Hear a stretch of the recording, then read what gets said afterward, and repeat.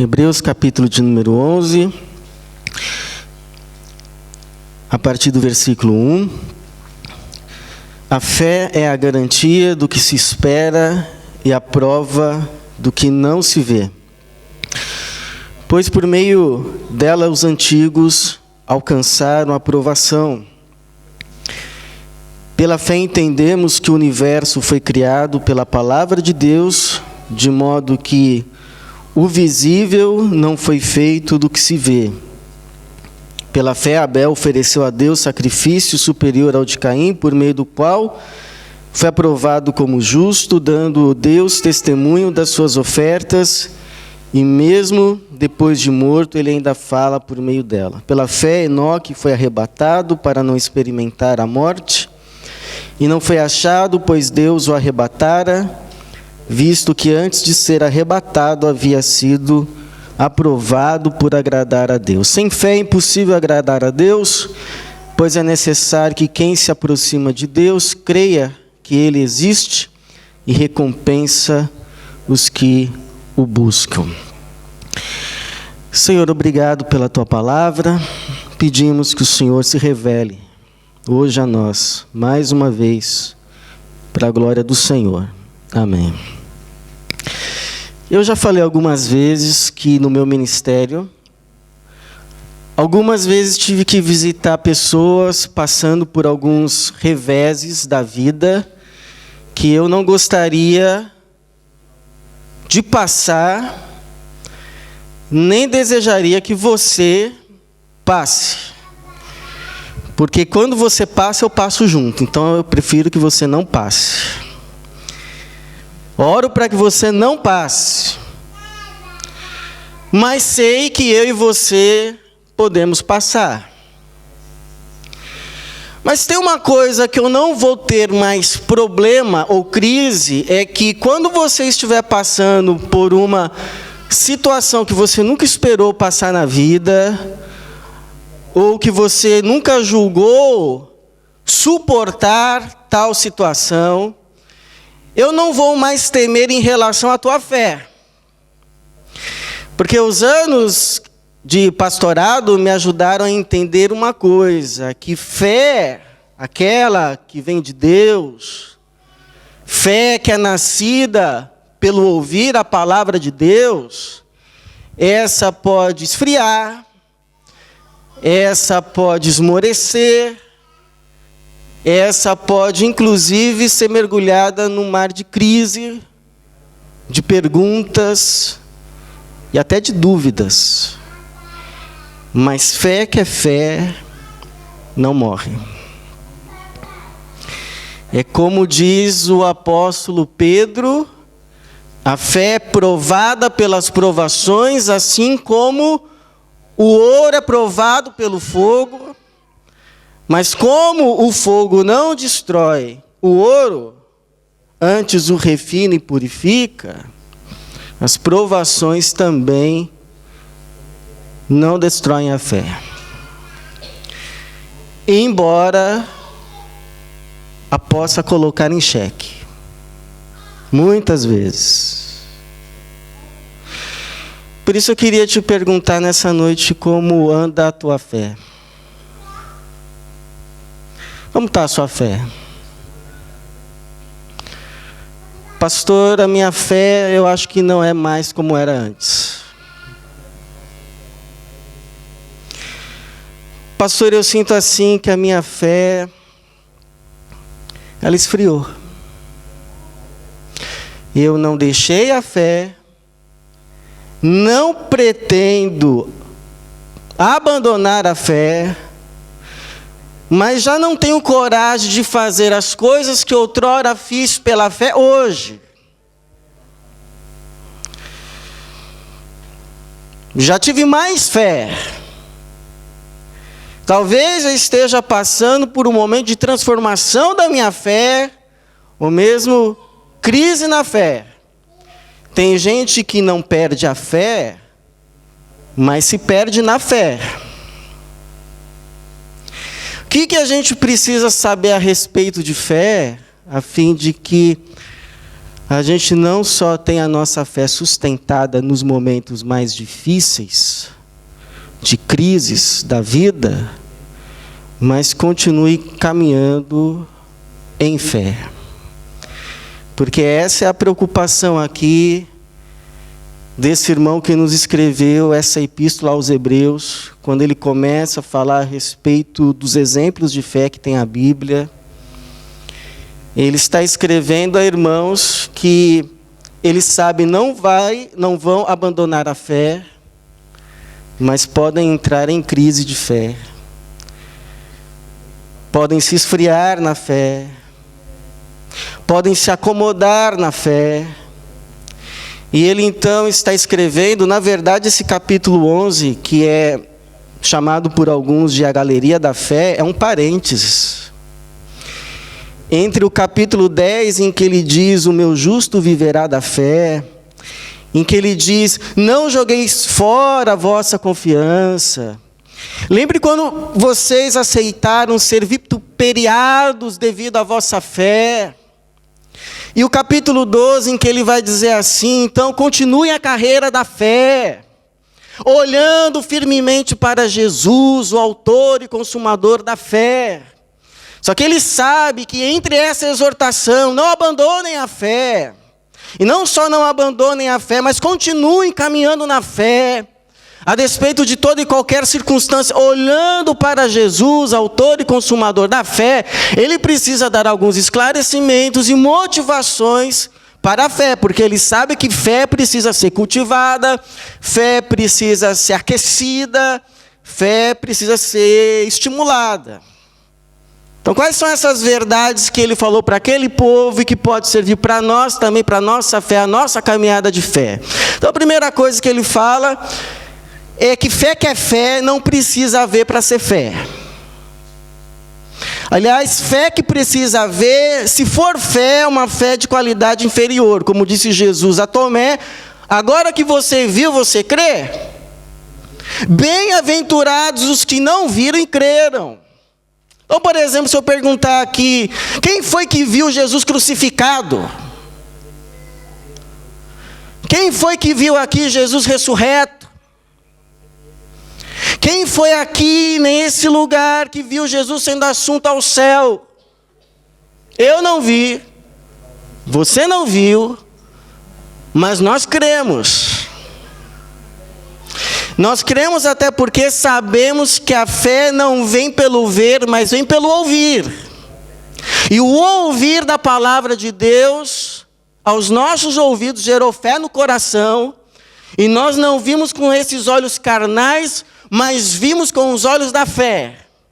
Nós vimos Jesus pela fé crucificado, nós vimos Jesus pela fé ressurreto, nós vimos Jesus pela fé sendo assunto ao céu, e nós vemos Jesus pela fé voltando.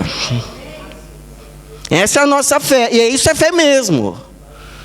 Porque como ele diz aqui, a fé é a garantia do que se espera e a prova do que não se vê. Ou seja, a gente não precisa ver para crer. E é muito assim, por exemplo, tem gente que fala, por que Deus não se mostra? Por que Deus não aparece no céu para todo mundo? E aí ninguém poderia dizer que ele não existe. Ele não faz isso, ele não poderia fazer isso? Vai chegar um tempo, um dia que isso vai acontecer, mas não é agora. Até porque essa crise de querer provar para a gente que não acredita em Deus, que Deus existe, é crise nossa, não é crise de Deus. É a gente que tem essa necessidade, mas Deus não faz questão. Deus não faz questão nenhuma de se provar existente para quem não quer crer nele. Nenhuma. Por exemplo, quando Jesus ressuscitou, ele não foi lá aparecer para o Caifás. Ele não foi lá aparecer para o Pôncio Pilatos. Ah, você não me perguntou o que é a verdade? Aqui, ó, isso aqui é a verdade. Não foi aparecer lá para o grupo de religiosos, para aquele povo que começou a gritar, crucifica, crucifica. Para quem que Jesus foi aparecer? Foi aparecer para o Pedro. Foi aparecer para Maria Madalena. Foi aparecer para os discípulos, aqueles que já criam. Aqueles que já criam. Então eu penso assim, que Deus, Ele quer o homem completamente livre até para não crer. Porque se Ele aparece, até quem não quer crer vai ter que admitir. E vai crer forçado a crer. Então Deus se revela assim, para mim e para você que crê. Porque como Ele disse a Marta, Ele não disse assim: Marta, se veres a glória de Deus, crerás. Mas Ele disse: se creres, verás a glória de Deus. Então não é ver para crer. Quem crê, vê. Quem não crê, não vê. Segunda coisa que a gente aprende sobre fé, para refinar a nossa fé e nos motivar à fé, é que fé é confiar em Deus e na sua providência e nas suas respostas, sejam elas quais foram.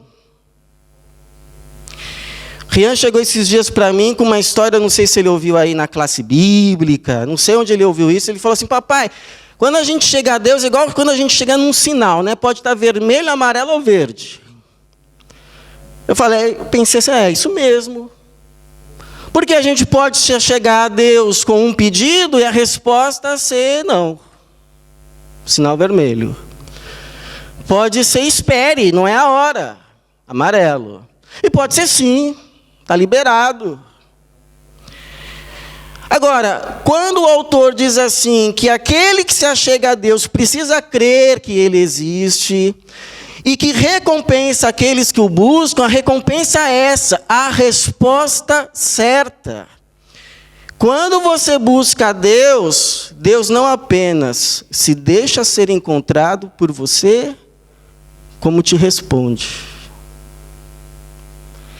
Talvez nem sempre a resposta que você gostaria de ouvir, mas sempre a resposta que você precisa agora ouvir. Senhor, eu quero passar, você não está vendo? Cruzamento que você quer atravessar agora você não deve passar. Sinal vermelho, você não está vendo para onde esse caminho vai, mas eu vejo. Então espere construir uma ponte, amarelo. Então, por exemplo, confiar, crer, ter fé, não é uma coisa assim, eu vou orar e vai acontecer exatamente o que eu estou pedindo.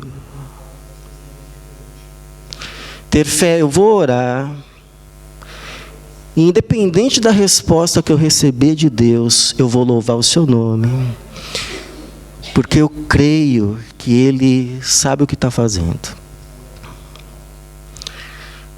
Porque, por exemplo, Ana orou pedindo um filho e recebeu Samuel. Jacó pediu para o anjo abençoá-lo e o anjo deixou ele manco. Acho que não era essa a bênção que ele estava em mente quando pediu. Mas era o que ele precisava para nunca mais sair correndo dos problemas. E de Jacó virá Israel.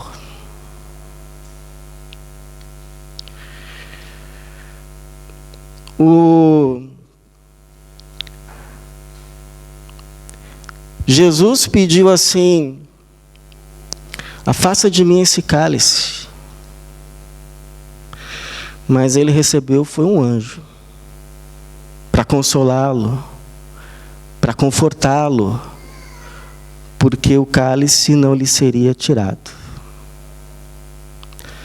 A igreja orou para Pedro ser liberto, e daqui a pouco estava o Pedro batendo lá na porta dos irmãos, liberto. Paulo orou 3 vezes: Senhor, tira de mim esse espinho.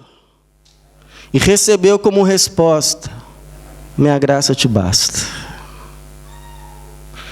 Então, orar com fé é crer, independente da resposta, eu vou confiar em Deus. Fé é confiar. Confio. Por isso, sabe qual a melhor oração que você pode fazer?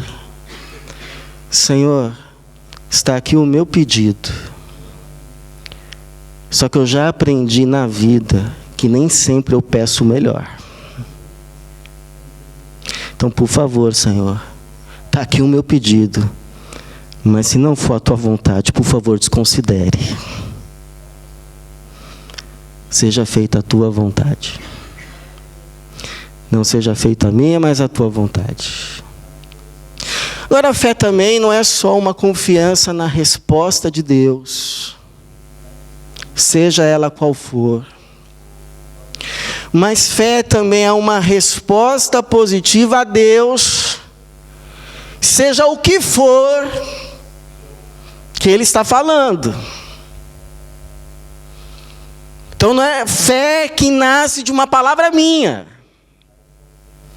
Fé que nasce de uma palavra dele. Não confiado naquilo que falam, mas confiado naquilo que ele fala.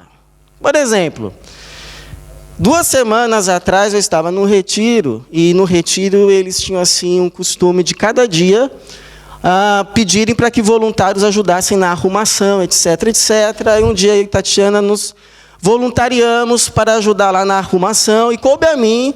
Quer dizer, não é que coube a mim, sobrou para mim varrer assim metade de um salão.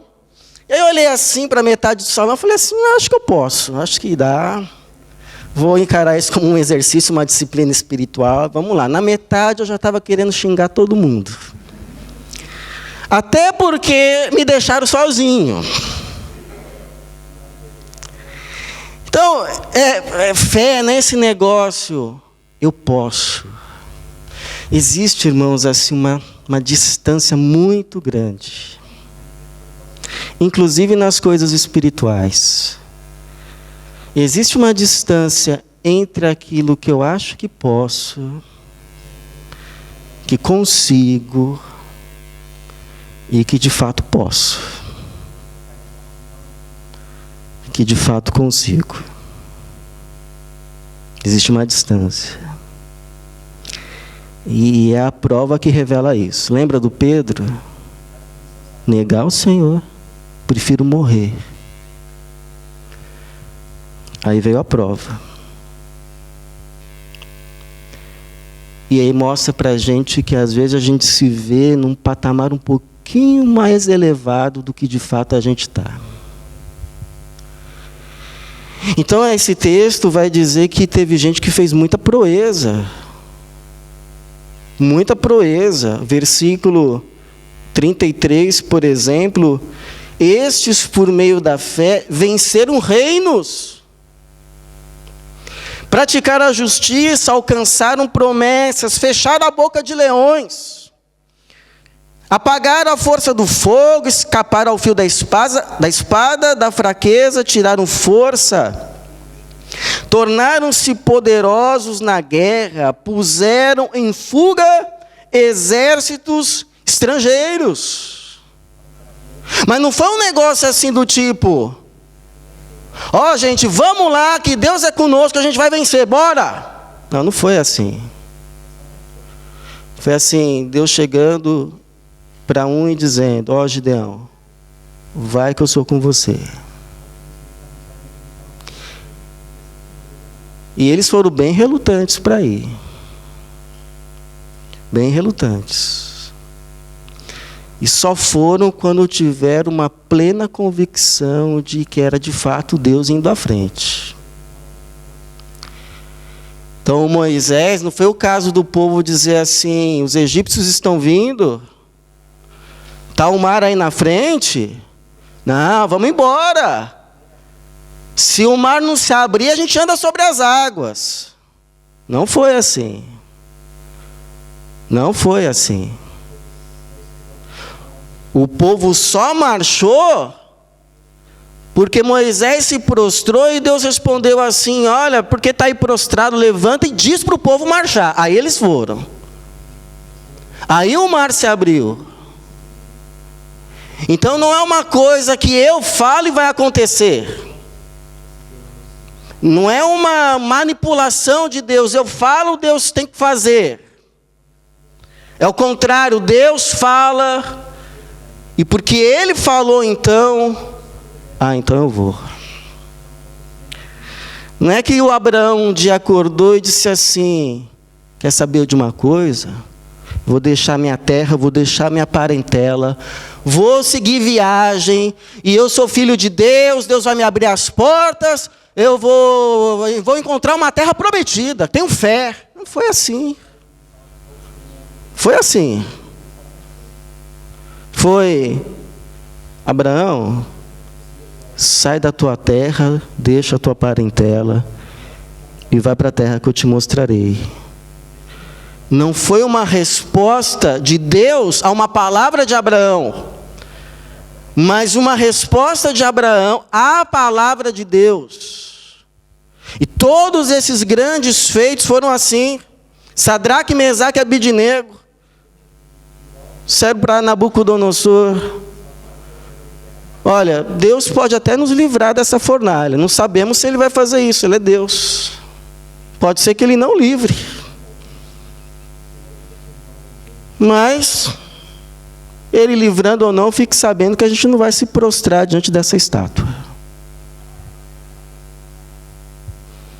Teve outros que foram queimados, teve outros que foram, enfim.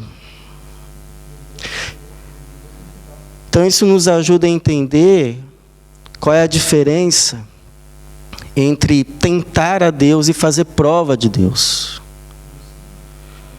Há uma diferença entre fazer prova de Deus e ver que Ele é bom e tentar a Deus.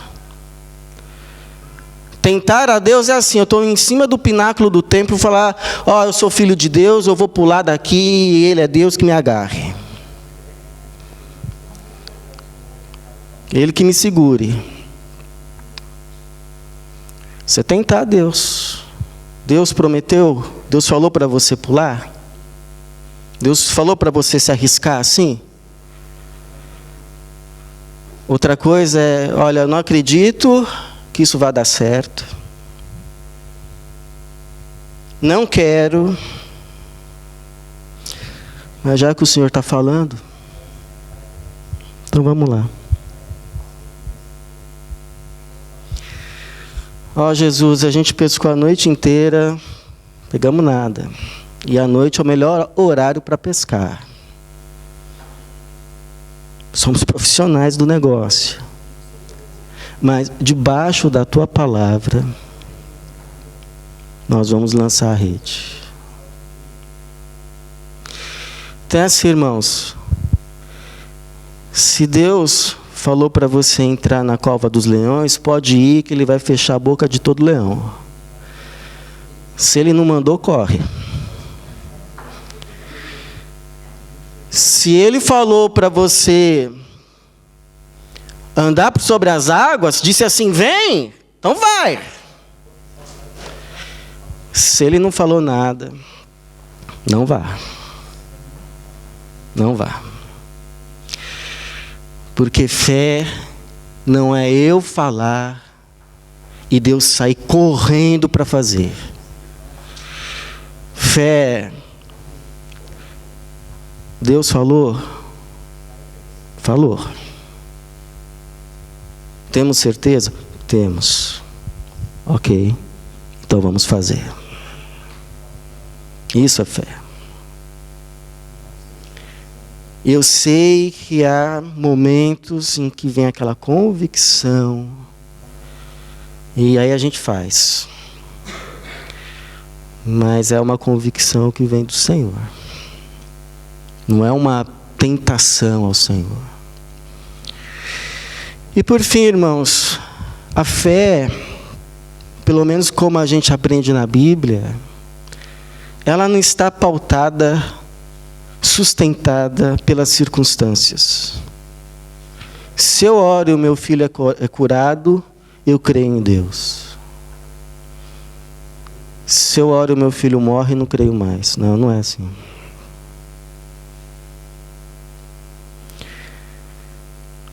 Se eu oro e ganho o melhor emprego, Deus é bom. Se eu oro e perco o trabalho, não sei. Não, não é assim. Homens, eu vejo nesse texto, irmãos, porque diz assim, que alguns por causa da fé venceram reinos, fecharam boca de leões. Mas o versículo 36 diz que outros experimentaram zombaria, espancamentos, correntes e prisões, foram apedrejados e provados, cerrados ao meio, morreram ao fio da espada, andaram vestidos de peles de ovelhas e de cabras, necessitados, aflitos e maltratados. O mundo não era digno dessas pessoas, andaram vagando por desertos e montes, por cavernas e buracos da terra. E tudo gente de fé. Então, o que eu aprendo? Eles sofreram e morreram por causa da fé e na fé. Porque é mais fácil um homem de fé morrer por causa da fé do que a fé morrer no homem de fé. Por que que a nossa fé não morre? Por que que nas piores circunstâncias a gente olha para o coração e ainda consegue enxergar a fé em Deus, na sua bondade? Porque essa fé é uma convicção que nos diz que não é porque a gente não enxerga agora a bondade de Deus que ela não está sobre nós. Não é porque a gente não entende o que Deus está fazendo agora que Ele não sabe o que está fazendo. A fé fica dizendo isso o tempo todo para a gente, nos lembrando do que Jesus disse: o que eu faço agora você não entende, mas entenderá depois. E nessa palavra é sustentada a nossa fé. Deus é bom. E eu creio que Ele é bom não por causa das circunstâncias, mas porque Ele é e revela isso por meio da sua palavra. É igual aquele judeu que um dia ficou preso numa masmorra e diz que ele escreveu assim na parede: assim como eu não consigo ver o sol acima dessa prisão, não é porque não o vejo que ele não existe. Da mesma forma, não é porque não consigo ver agora Deus que Ele deixou de existir. Então eu não sei como está a sua fé. Lembro de um irmão que chegou a um pastor e disse assim: pastor, eu acho que eu estou perdendo a minha fé. Por causa disso, por causa daquilo outro, porque eu já não acredito assim. eu já não acredito assado. E aí o pastor experiente, depois de ter ouvido, disse assim: irmão, de fato, você está perdendo a fé.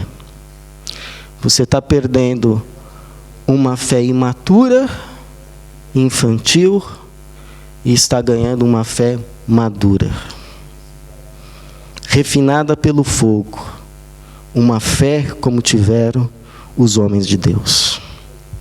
Então eu não sei como está a sua fé. Se ela está fervorosa, se ela está fria, se ela ainda é fé de criança, que acabou de nascer na fé, ou se já é uma fé amadurecida pelas lutas, pelos sofrimentos, pelas provações e pela própria palavra. Mas eu sei de uma coisa, e eu faço uma oração, que aquele que um dia te trouxe a fé, continue guardando, sustentando e aperfeiçoando a tua fé, te conduzindo no caminho da fé, olhos fitos em Jesus, autor e consumador da nossa fé, até o dia que vamos receber o maior prêmio da fé, o privilégio de ver o rosto do Senhor e ser como Ele é. Porque nisso eu creio, pois é dito que Jesus é o autor e consumador da nossa fé. Amém. Que assim seja.